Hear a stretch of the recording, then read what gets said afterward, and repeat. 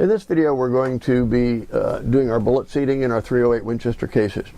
The very first thing we need to do is to properly install and adjust our bullet seating die. This happens to be the Lee die set, and to follow its instructions we have the correct shell holder installed in the ram. We raise the ram to the full up position, turn the die in until it contacts the ram,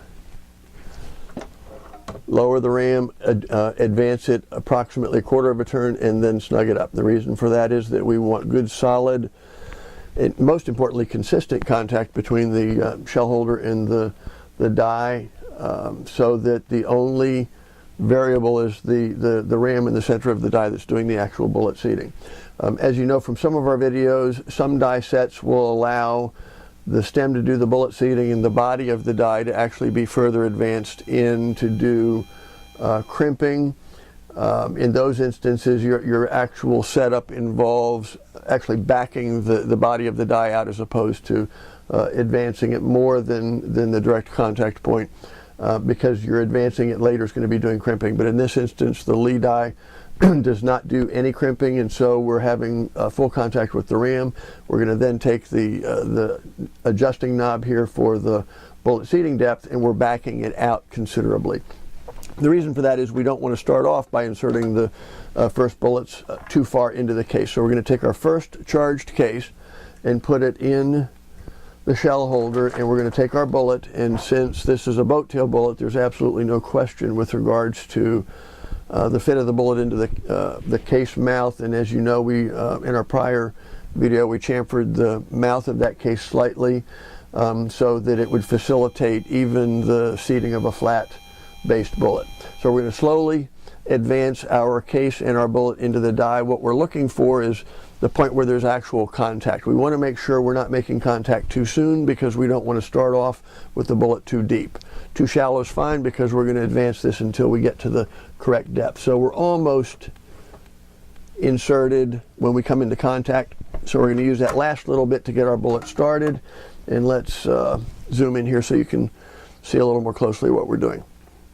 You'll notice that on this particular bullet there's a cannelure or a roughed up area that's partway up the bullet. Not surprisingly, the bullet and case manufacturers know exactly what they're doing, and everything is properly sized dimensionally, so that if you have a cannelure, ultimately when you have the bullet properly seated, the case mouth is going to come approximately halfway up that area, which helps to hold the bullet in the case mouth.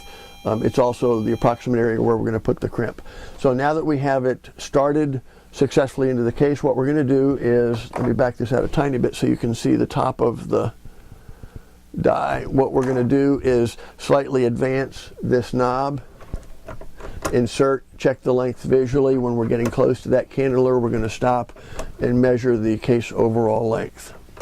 If we didn't have a cannelure, we would start measuring earlier, because we would want to be sure that we were creeping up on the correct seating depth rather than overshooting it. So we're almost to the cannelure area, and we're going to take our calipers, make sure they're zeroed, and measure the case overall length. If you'll recall from our load development data, the particular load we're doing here with this bullet, the COL is supposed to be 2.750 inches. We're at 2.815, so we're close, but we have a little bit to go here. We're going to advance this a tiny bit further, and we're going to creep up on the cannelure area. We're just about ready, where the case is just beginning to advance to the area of the cannelure.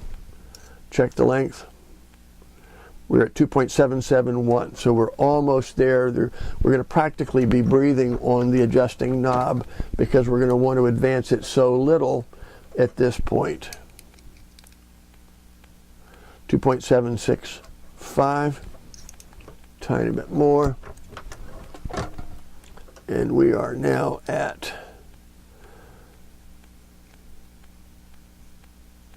2.762.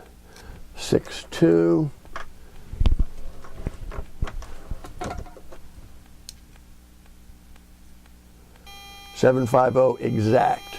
Now, Here's another reality you have to deal with when you get used to seating bullets. The reality is there's going to be some slight variances in the tip of the bullet. In the case of this particular round bullet that we've selected, the case tip is lead, and the reality is just from the sheer handling of these, they're bulk packed, they're going to get bounced around in the case, in transit, to on a shelf, into your shopping cart, home, and handled until ultimately they wind up inserted in cases. And the reality is there's going to be some very slight differences in the treatment of that, the tip. They're going to be a little bit off, and so there's precision and there's precision. You're going to have to realize that to seat these consistently to the same depth, you aren't going to necessarily get exactly the same COL every time you measure it. So we're going to put another bullet in,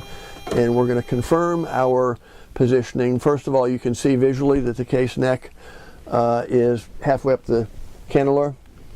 We're going to measure it. This one is